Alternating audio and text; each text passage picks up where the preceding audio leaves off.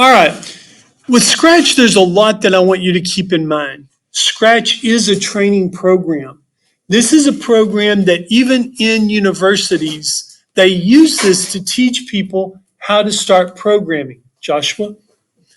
So I really need you to understand that while it may seem simple, it can be very complex. In the video, I mentioned that actually there are companies out there that hire people that know Scratch. Google is one of them. They actually have positions that they fill because someone knows Scratch really well. I've seen some fun games that take maybe 5 to 10 minutes to write the code for. I've seen some fun games that probably took days or weeks to write the programs for. You can be very complicated or very simple with what you do here. The other thing is there's a lot of songs in Scratch. Songs. I have students that they come in, they load up Scratch just so that they can listen to the music. I don't know how to do that, or let me rephrase that, I'm not going to tell you how to do that. I will say, though, that you've logged into it. Now, be careful. This is not Google. Google has nothing to do with Scratch. Scratch was created by students at MIT. So, you can't press on the Google button to have it set everything up for you. And if you forget your username, if you forget your password, you're out of luck. I mentioned that in the video several times, and I promise you, every year since I've used Scratch, I have 3 to 5 people that lose all of their work because they can't remember their username and password.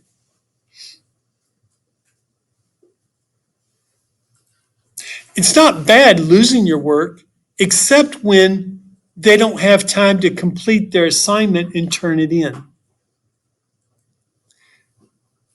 If your assignment's due on Friday, Wednesday afternoon, after a week and a half of working on it, you can't remember how to log into it, or you changed your password and don't remember your password, I can't help you. That's your responsibility. And that's why I told you to save it in 3 different locations. 1, email it to me. 2, save it in your contacts. 3, go ahead and save it in a Google Doc. That way you can find it. I even would recommend that you email the answer to you.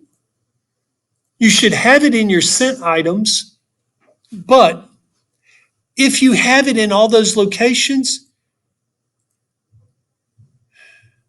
Hunter, thank you. If you have it in all those locations, you're more likely to be able to find it. Now, up here in your ideas, look up here. This is where your tutorials are. I would recommend that you do the first one, but I didn't start with that. That may be something we do tomorrow. I should have done it first. I told y'all to animate a name, your name. Each letter must do something different. One letter may play a sound. The other letter may disappear and then reappear. The next letter may move across the screen. The other letter may change colors. They're going to tell you how to do all of that. Something I want you to look at, though, with Scratch is how to add sprites. Now, the sprite is actually the character that you're working with.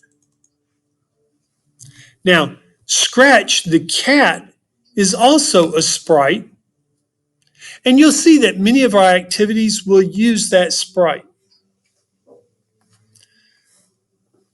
This is the tutorial. We'll go through that. For now, though, I want us to remember, here at the bottom, you can see these little blue buttons.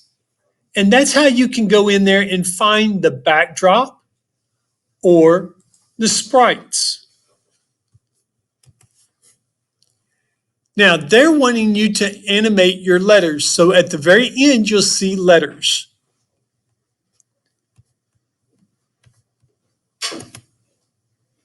And then with the letters, so you get to choose.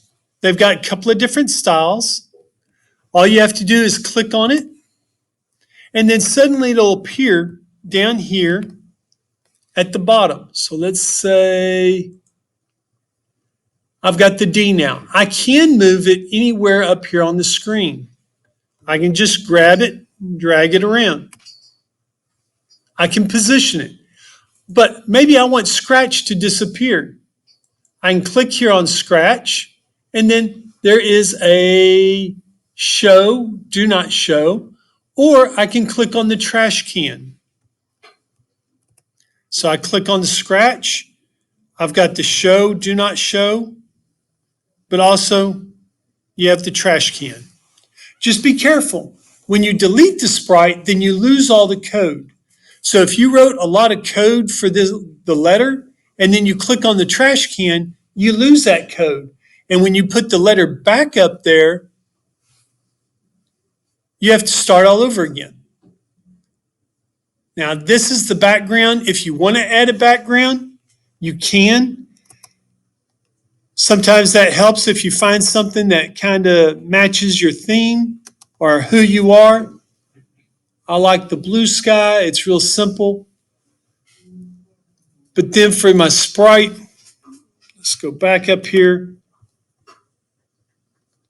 Letters. And it's slow, people. You sit there, you having to go letters, then you have to find the letter. It's slow. So that's how you get started. From there, as you play these videos, they tell you what's going on. You can use Scratch to animate a name and bring it to life. Make the letters change color, spin. If you click on the arrow, it advances to the next part. If you're going too fast, you may skip over some things and then wonder what to do. But you need to make sure that each letter does something different. I'm going to close the tutorial there and here. I'm going to show you, for example, the first letter. Once you click on it and highlight it down here at the bottom, any changes that you make here in this area where you put the commands will affect that letter. One thing in the video they tell you is first go to events and then win the green flag. This is your starter. This is how things start. With that command there, when I click here on this green flag, then that letter starts to do something. Well, let's first sit there and looks. Let's go up here and look at looks. Maybe I want to change the color, or I want to use a next costume. I want it to say hello. Oh, that would be good. I want it to say hello. When I click on that, oh, pretty cool, huh? So my letters can talk. All I have to do is click on that, and now it says hello. But you need this. You need this starting point. Without the starting point, it's a little more complicated. So I encourage you, always have your green flag on there. Now, my next letter, I want to click on it.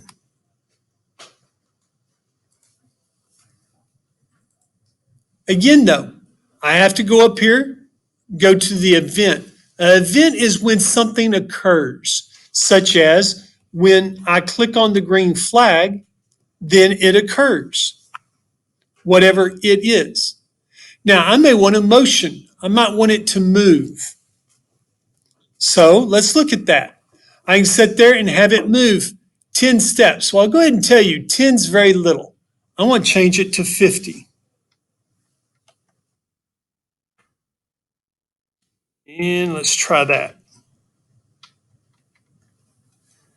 My keyboard is acting a little 50. Then I might want it to sit there and turn left. And let's try 45. So when I click up here on the green flag, now for the O, it's kind of hard to see, but you can see now it's starting to move. Or in this case, the I.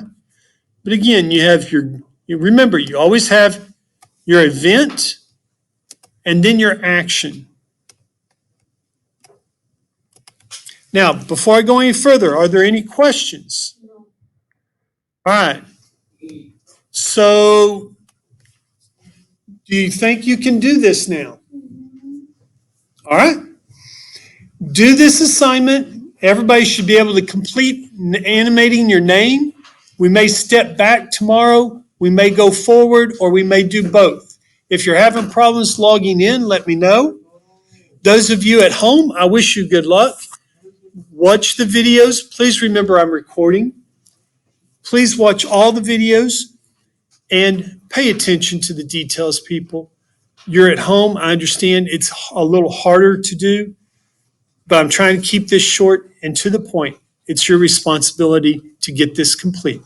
Make sure you share it with me, and we'll go into that here shortly. Thank you.